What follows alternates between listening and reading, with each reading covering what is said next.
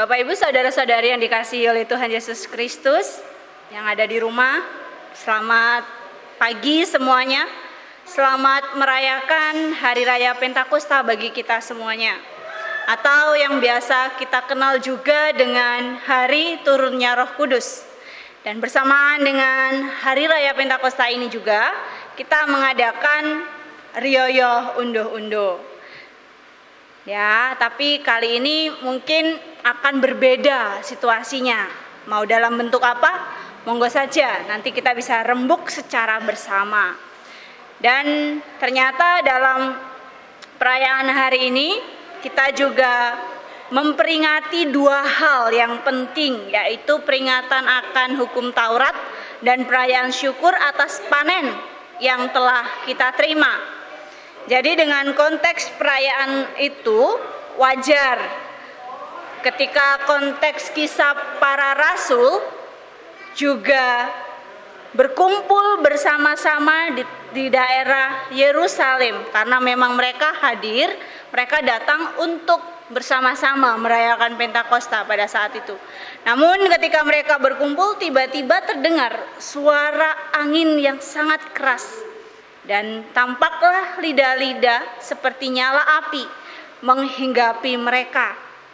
Dan yang terjadi selanjutnya kita tahu, mereka kepenuhan Roh Kudus dan mampu berkata-kata dalam bahasa-bahasa lain tentang kemuliaan Allah.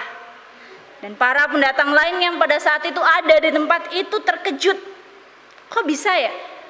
Mereka menggunakan bahasa-bahasa lain, padahal itu bahasa asing bagi mereka. Ya, begitulah cara kerja Roh Kudus yang tidak mungkin akan selalu dimungkinkan, dimampukan untuk melakukan sesuatu di luar kendali kita. Roh Kudus juga pada saat itu yang menguasai mereka dan bekerja di dalam diri mereka sehingga mengontrol perubahan yang luar biasa terjadi dalam kehidupan mereka.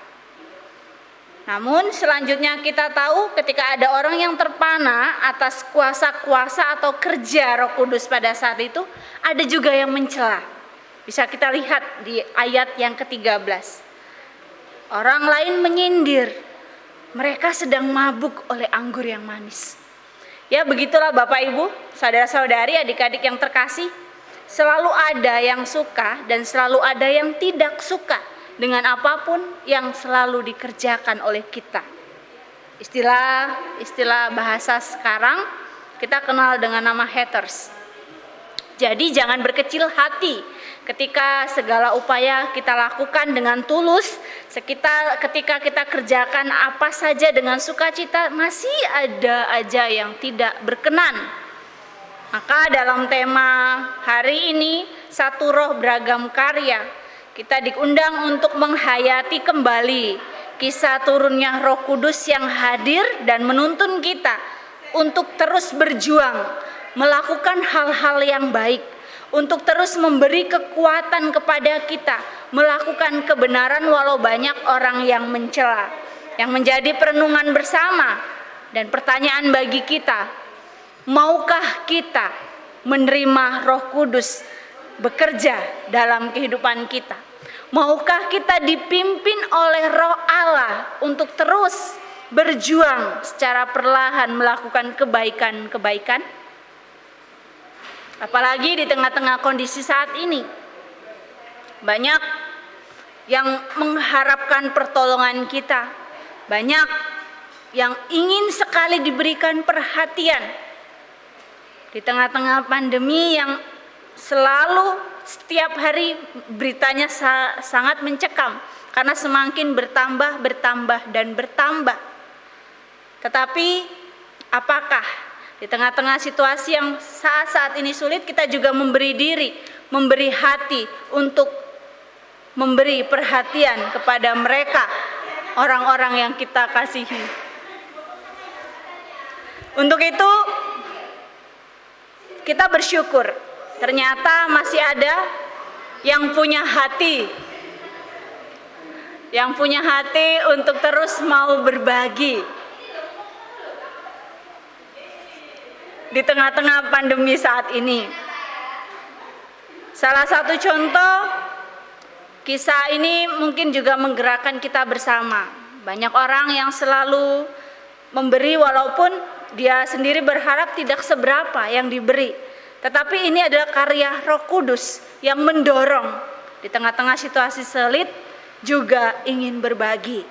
Memang tidak mudah, memang tidak bisa begitu saja. Butuh proses yang begitu panjang untuk kita membuahkan karya yang manis dalam menolong sesama. Jadi tema Satu Roh Beragam Karya itu mengundang keseharian kita untuk menghidupi Roh Kudus yang menuntun dan selalu mendatangkan kebaikan dan perubahan dalam kehidupan kita.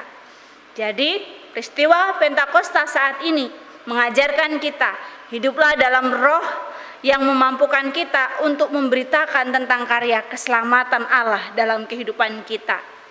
Kita bisa melihat kisah Paulus dan Petrus yang dengan giginya memberitakan semangat Injil sampai nyawa menjadi taruhannya. Itulah semangat yang ada. Kita menghidupi semangat itu, apapun yang kita lakukan, kita mengingat bahwa ini adalah untuk kebaikan. Ini adalah untuk kita bersama. Bukan ada motif yang bukan kita kehendaki, tetapi motif kasih yang nyata untuk mereka yang membutuhkan. Untuk itu jangan pernah berhenti, walaupun ketika ada kebaikan-kebaikan yang kita lakukan malah dicurigai. Tetapi teruslah lakukan, sedikit banyaknya yang ingin kita berikan, jangan menunggu berlebih. Karena percayalah, kita tidak akan pernah berlebih ketika kita berpikir kita akan berlebihan, tetapi harus berani berkata cukup. Untuk itu jangan biarkan Roh Kudus yang telah turun dan berdiam di dalam diri kita berlalu begitu saja. Undangan untuk kita, mari menghidupi Roh Allah untuk menyatakan karyanya. Jangan menyerah dan tetaplah tegar dalam bimbingan Roh Allah itu.